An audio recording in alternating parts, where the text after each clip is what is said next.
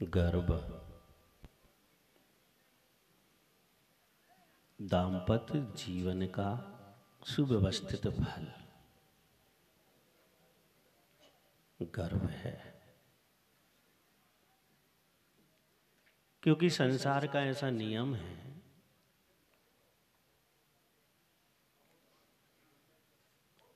कि अगर दाम्पत्य जीवन है और कोई विशेष कर्म का उदय नहीं है तो गर्भ स्त्री के ठहरेगा। आचार्य कहते हैं कि गर्भ इसलिए कहते हैं क्योंकि कुछ समय पहले तक दुनिया का सबसे बड़ा रहस्य था, और एक ऐसा रहस्य था कि सारा परिवार और सारा मोहल्ला और नगर इंतजार करता था कि आखिर संयोग में आएगा कौन,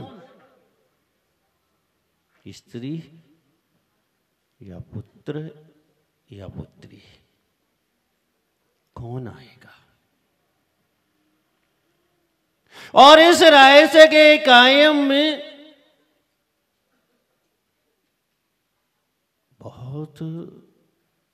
बहुत परिणामों में नम्रता रहती थी।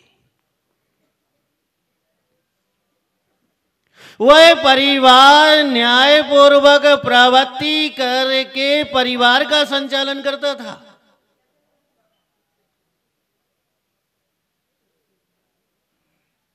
मतलब चिंता होती थी। आज थोड़ा सा परिवर्तन हो गया। अम्मा जल्दी से बैठ जाओ। आज थोड़ा सा परिवर्तन हो गया। क्या हो गया? इंतजार तो आज भी लोग करते हैं, लेकिन किस चीज का? अब इंतजार लोग इस बात का करते हैं कि आने वाली संतान क्या बनेगी। जवाब नहीं है। क्यों? आधुनिकता प्रभावी है। इंजीनियर, ऑफिसर स्तर के पद IAS से कम पहले तो बात होती ही नहीं है। यानी अब इंतजार होता है तो संस्कारों का नहीं होता है, संस्कारवान का नहीं होता है, अर्थ का और अर्थवान का इंतजार होता है। इसलिए व्यवस्था बिगड़ गई।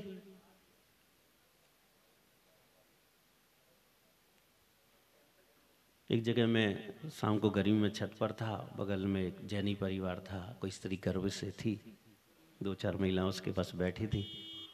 अब आवाज़ तो आई, जैसे भीतर की आवाज़ अभी बाहर आ रही थी, ऐसी वहाँ आ रही थी। तो महिलाएं उस स्त्री से पूछ रही हैं कि क्या बनाओगे इसे? अभी बाहर नहीं है, अभी गर्भ में है वो, क्या बनाओगे इसे? वो कह रही IIT इंजीनियर बनाऊंगा मैं से। आप विचार करके देखिए कि वह गर्भ जो गुण था, रस था, संस्कार का केंद्र था, धर्म की आधारशिला था, वहां पर IIT इंजीनियर की कल्पना की जा रही है। और जैन दर्शन क्या कहता है? प्रत्येक उस मां से जिसने गर्भ धारण कर लिया है, उससे जैन दर्शन कहता है कि सिर्फ एक ही भावना होनी चाहिए कि मैं इसे सम्यक दृष्टि बनाऊंगी। जैन दर्शन कहता है कि उस स्त्री को एक ही भावना बनाना चाहिए कि मैं इसे सम्यक दृष्टि बनाऊंगी, सम्यक ज्ञानी बनाऊंगी, सम्यक चारित्री बनाऊंगी मैं इसे। ये गर्व का रहस्य है। लेकिन अर्थव्यवस्था ने धर्म व्यवस्था को चरमरा दिया। अर्थव्यवस्था ने सोची नहीं है किसी की कि मैं अपने बेटे को मोक्ष मार्ग पर लगा दूं, अपनी बेटी को मोक्ष मार्ग पर लगा दूं, सोची नहीं है। और ये परिवर्तन इसलिए आया क्योंकि आधुनिकता ने इतना घेर लिया व्यक्ति को, भौतिकता ने इतना प्रभाव बनाया, इतना प्रभाव बनाया कि मात्र इंद्रिय के विषय व्यक्ति को दिखाई दे रहे हैं। किसी से पूछो क्या चाहिए, बहुत अच्छा मकान चाहिए, चलो भैया मिल गया। अब क्या चाहिए, बहुत अच्छा फर्नीचर चाहिए, वो भी मिल गया। अब क्या चाहिए, अब बहुत अच्छी साधन सुविधाएं चाहिए। कब हार मानोगे भैया कि अब कुछ नहीं चाहिए? नहीं मानने वाले, क्योंकि समझा ही नहीं कि मैं घर में क्यों आया था, मैं 9 माह एक जगह क्यों पड़ा रहा, क्यों ऐसी गंदगी में हमारा वास रहा, उसने विचार ही नहीं किया। विचार 2 तरीके से होता है। जब न्यायपूर्वक चिंतन आता है तो उसमें 2 पुट चाहिए पड़ती हैं, एक धार्मिक और एक अध्यात्म। और जिसके पास 2 पुट नहीं है वो समीचीन चिंतन कर ही नहीं सकता। अब धार्मिकता तो आपकी बहुत अच्छी है।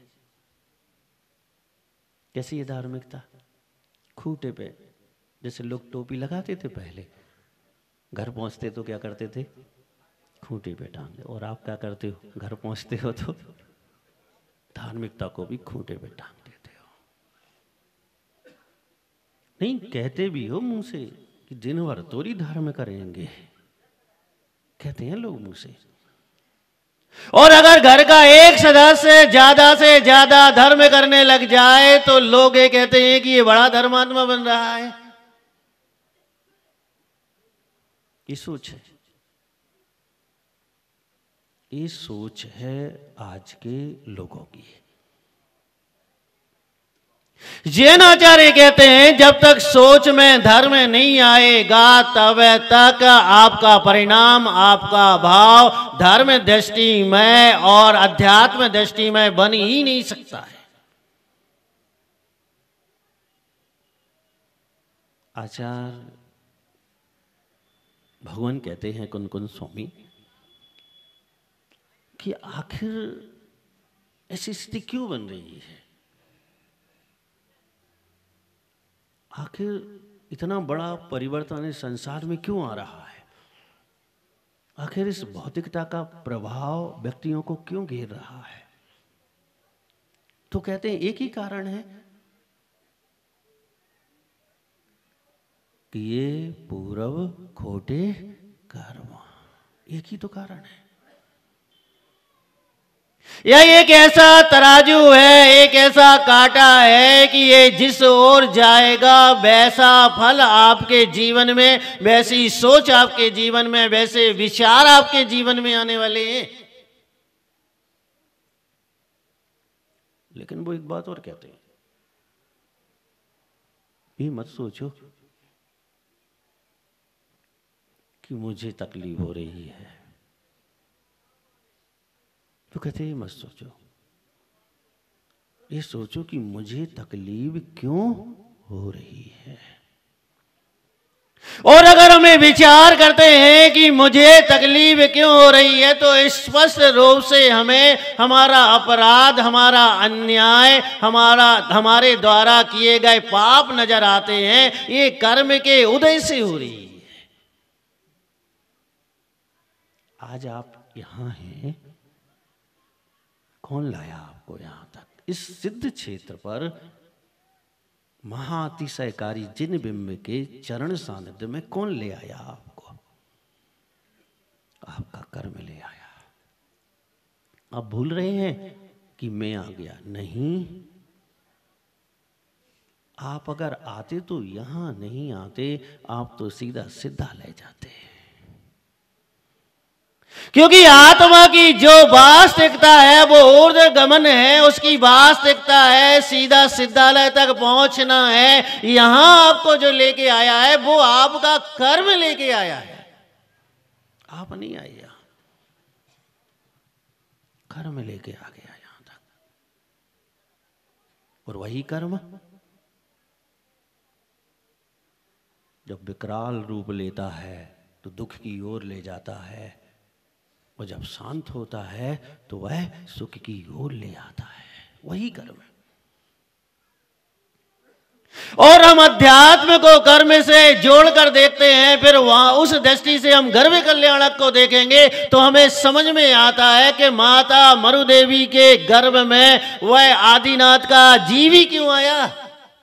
आता है समझ में, कौन लाया उन्हें? वो आत्मा अपनी इच्छा से आई नहीं।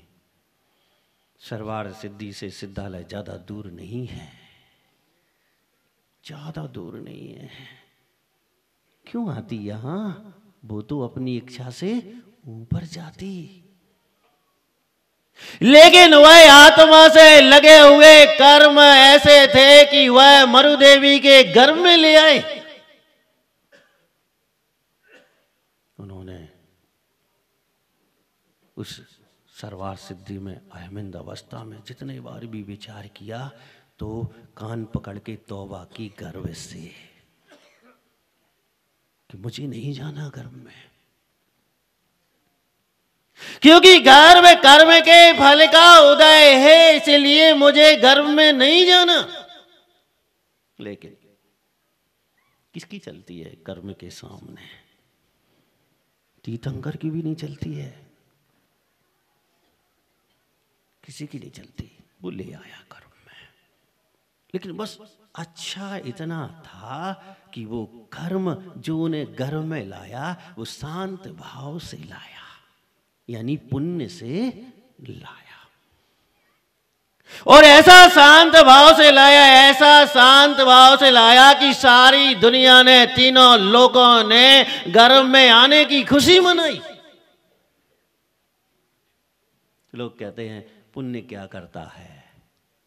भैया अगर पुण्य कुछ नहीं करेगा तो आत्मा संसारी ही बनी रहेगी। पुण्य बहुत कुछ करता है, बस वह पुण्य प्रशस्त होना चाहिए। अगर प्रशस्त है तो वो मोक्ष मार्ग देता है, वह ऐसे गर्भ कल्याणों को प्राप्त कराता है, वह अध्यात्म की ओर रुचि बढ़ाता है, वह चारित्र को धारण करने के लिए मजबूर कर देता है। सत्य मानना, मैं कभी मुनि नहीं बनना चाहता था। कोई मुझसे कहता था तो मुनि बन जाओ, मुझे करंट लग जाता था कि तुम्हारे बाप का खाते हैं जो मुनि बन जाऊं मैं। हाँ, मैं अपनी कह रहा हूं, मैं कभी नहीं चाहता था कि मुनि बन जाऊं। जब मैं 8वीं क्लास में था, मुझसे पूछा एक क्षुल्लक जी ने, क्या बनोगे? मैंने कहा मैं तो प्रिंसिपल बनूंगा। हाँ, मैंने नहीं कहा कि मैं मुनि बनूंगा, लेकिन मेरे कर्म ने मेरी दिशा मोड़ दी। वो इतने शांत भाव से सामने आया, इतने शांत भाव से आया, मेरा दामन थामा और मुझे दिगंबरत्व के मार्ग पर लाके खड़ा कर दिया। ये उस कर्म का काम है। एक कर्म साथ देता है तो सिद्धालय तक पहुंचाता है, और जब साथ लेता है तो 7वीं भूमि के नीचे कलकल भूमि तक पहुंचा देता है। ये कर्म है भगवान आत्माओं, ये कर्म है। और किससे लगा हुआ है ये विचार तो करो, किससे? आत्मा से। और अगर शुद्ध दिव्यार्थिक नए से उस आत्मा को देखें, उसमें तो स्पर्श गुण ही नहीं है, उसमें स्पर्श गुण ही नहीं है। फिर भी वह अमूर्तिक होते हुए भी एक कर्म से मूर्तिक बना लेता है। यह एक ऐसा सिद्धांत है कि बड़ा आश्चर्यकारी है, बड़ा चकित करने वाला है कि अमूर्तिक में भी मूर्तिक कर्म जाके बन जाता है। और ये हमारे परिणामों का, हमारी सोच का, हमारे विचारों का फल है, हमारी क्रिया का फल है, हमारे द्वारा किए गए पापों का और पुण्य का ये फल है। भव्य आत्माओं, जब भी मैं शांतिनाथ भगवान के सामने जाता हूं, मैं बहुत ईर्ष्या करता हूं भगवान शांतिनाथ से। मैं बहुत ईर्ष्या करता हूं, क्या करें। मैं कहता हूं मुझसे पहले तुम मोक्ष कैसे चले गए। मैं कहता हूं मैं जिंदगी भर भाव तक आपके चरण नहीं छूता रहूंगा।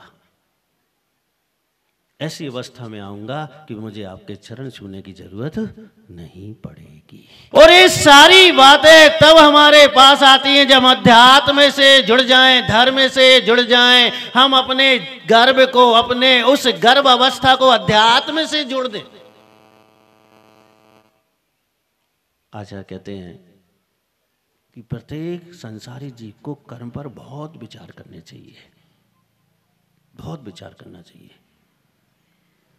क्योंकि हम दास हैं उसके। अभी वर्तमान में दास हैं।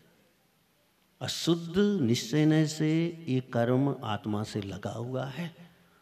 हम इसके दास हैं। ये जहां ले जाएगा हमें वहां जाना पड़ेगा, वहां जाना पड़ेगा। लेकिन एक शक्ति है हमारे पास,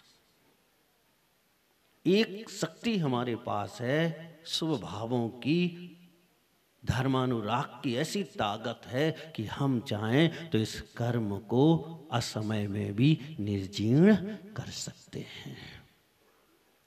और आचार्य कह रहे हैं कि ये गर्भ कल्याणक इसी बात की शिक्षा दे रहा है, इसी बात का संकेत दे रहा है कि हमें उस शक्ति को जागृत करना है जो हमें हमारे कर्मों को आज समय में ही निर्जीर्ण कर दे।